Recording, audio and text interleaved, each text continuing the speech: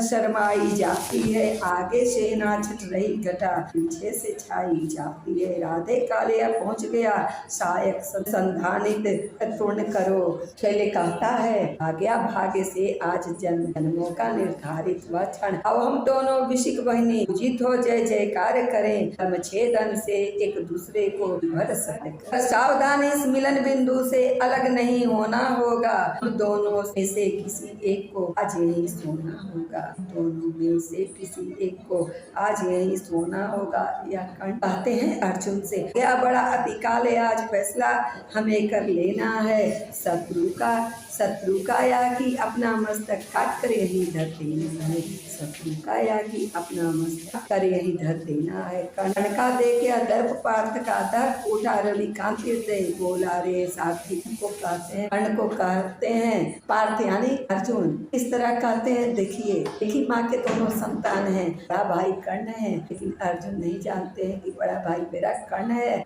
बड़ा ही कौतुक का विषय है। और कर्ण का देखे दर्प पार्थ का उठा रवि कांति हृदय, कर्ण को देखते ही उठे बोला रे सारथी पुत्र किया। और सारथी ने क्या मालूम अर्जुन को कि वह सारथी नहीं, सगा भाई युद्ध में सामने खड़ा है, जो पूज्य है, बड़े आदरणीय हैं, लेकिन अनजाने में है। पुत्र किया तूने सत्य ही योग निश्चय, पर कौन करेगा यह बात, यह अभी बताए देता हूँ। धड़ पर से तेरा शीश मुड़ ले अभी हटाए देता हूँ। धड़ पर से तेरा शीश मुड़ ले अभी हटाए देता हूँ। अर्जुन ने कान तक धनुष बाण संधान किया, अपने जानते विपक्षी को उसने अनुमान किया। अपने जानते विपक्षी को उसने अनुमान किया। कर्ण झेलवा महाविषी उठा खालसा हट्टा, कर्ण के सारे स्वर डूब गए। या नीलम से दिशाकाश गया, नीलम से दिशाकाश बोला शाबाश वीर अर्जुन। इतना जोर पर अर्जुन से कमान चलाए पर कर्ण पर, और कर्ण अपने आप को बचाते हैं, कहते हैं बोला शाबाश वीर अर्जुन। या खूब गहन सत्कार रहा, पर बुरा न मानो अगर आन, पर मुझ पर वह बेकार रहा। कहते हैं कि बड़ा अच्छा सत्कार तुम किए, लेकिन मुझ पर वह बेकार हुआ। मत कवच और कुंडल भी इस तन को मृदुल कोमल समझो। कर्ण कहते हैं हंसकर अर्जुन को कि हे अर्जुन, बिना कवच और कुंडल का ही शरीर है, तो भी इसे कोमल मत समझना। कवच और कुंडल भी इस तन को मृदुल कोमल समझो।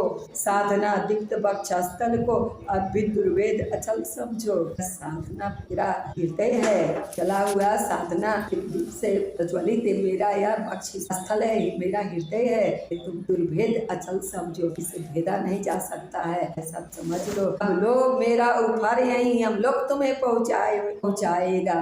फिर कर्ण अपना बाण छोड़ते हुए कहते हैं, लो मेरा उपहार यही हम लोग तुम्हें पहुँचाएगा। जीवन का सारा स्वाद तुम्हें बस इसी बार मिल जाएगा। जीवन का सारा स्वाद तुम्हें बस इसी बार मिल जाएगा। का इस प्रकार आधे अधर को दबा रौद्रता में भर के ओंकार उठा का शक्ति विकराल सरासन पर धर के, संभले जब तक भगवान न चाहे इधर उधर किंचित से अंदर संभाल कर इधर उधर रथ को नचाने लगते हैं। तब तक रथ में ही विकल्पित मूर्छित हो गए, गिरा पृथानंदन, और रथ में ही कर गिर जाते हैं अर्जुन। कर्ण का देखे समर सौरे संकर में हाहाकार हुआ।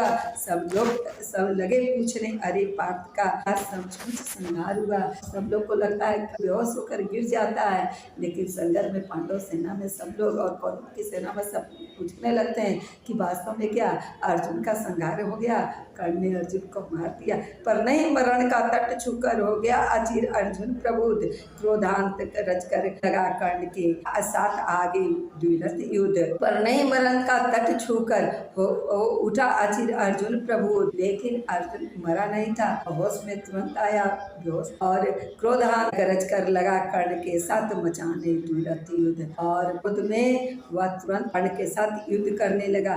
वृक्ष से गरज दोनों करते थे प्रतिभट पर प्रहार, और दोनों गरज कर एक दूसरे पर प्रहार करते थे। तुला मध्य संतुलित खड़ी, लेकिन दोनों की जीत। और ऐसा लग रहा है कि कभी इनका पलड़ा भारी और कभी उनका पलड़ा भारी। तो इस तरह दोनों में कभी इधर की जीत भिड़े और कभी अर्जुन की तो कभी कर्ण की। एक और कर्ण मार्तंड सदृश, मार्तंड का अर्थ होता है सूर्य, दिनकर जी, इस ओर कर्ण मार्तंड, इस ओर कर्ण मार्तंड सदृश, उस ओर पार्थ अंतक समान, उस ओर पार्थ भी शक्ति समान दिखाई दे रहा है। रण के विस्मान हो स्वयं प्रलय, हो उठा समर में विमान। जना एक क्षण छोड़ स्वतः सारी सेना विस्मय विमुग्ध पलक होकर देखने लगी।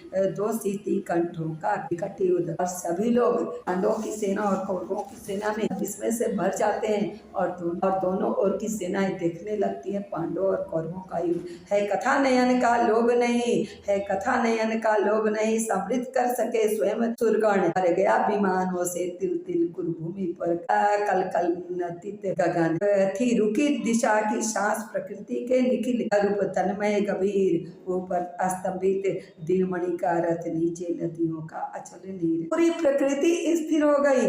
आकाश में देवतागण आकर और सांस रोककर ऐसा लगता है कि सब लोग युद्ध देख रहे हैं। क्या होता है इस युद्ध का, इस संदर्भ में दिनकर जी कहते हैं, कथा नयन का लोभ नहीं, समृद्ध कर सके स्वयं सुरगण। भर गया विमानों से तिल तिल, देवताओं का विमान भर गया, तिल तिल भर गया। कुरुभूमि पर कल कल नतित गगन, और धरती पर तो वीरों का भरा हुआ था और आकाश में तिल तिल भरा हुआ देवताओं से था, उनके विमानों को भरा हुआ था। थी रुकी दिशा की सांस, और सभी दिशाओं की सांस रुक गई। प्रकृति के निखिल रूप तन्मय गंभीर, और प्रकृति के भी तन्मय गंभीर हो गए, शांत हो गए। ऊपर स्तंभित दिनमणि का रथ, आकाश का रथ भी स्थिर हो गया और स्तंभित थे। नीचे नदियों का अचल नीर, और नीचे में धरती नदी जल भी है, इस हो गए।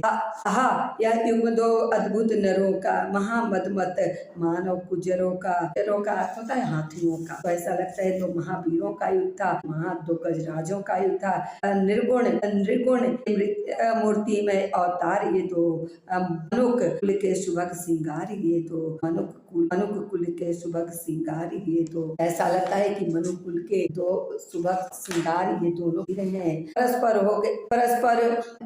हो कहीं यदि एक पाते, प्राण करशील की यदि टेक पाते। मनुष्यता की क्या उत्थान मिलता, अनूठा क्या नहीं वरदान मिलता। मनुष्य की जाति का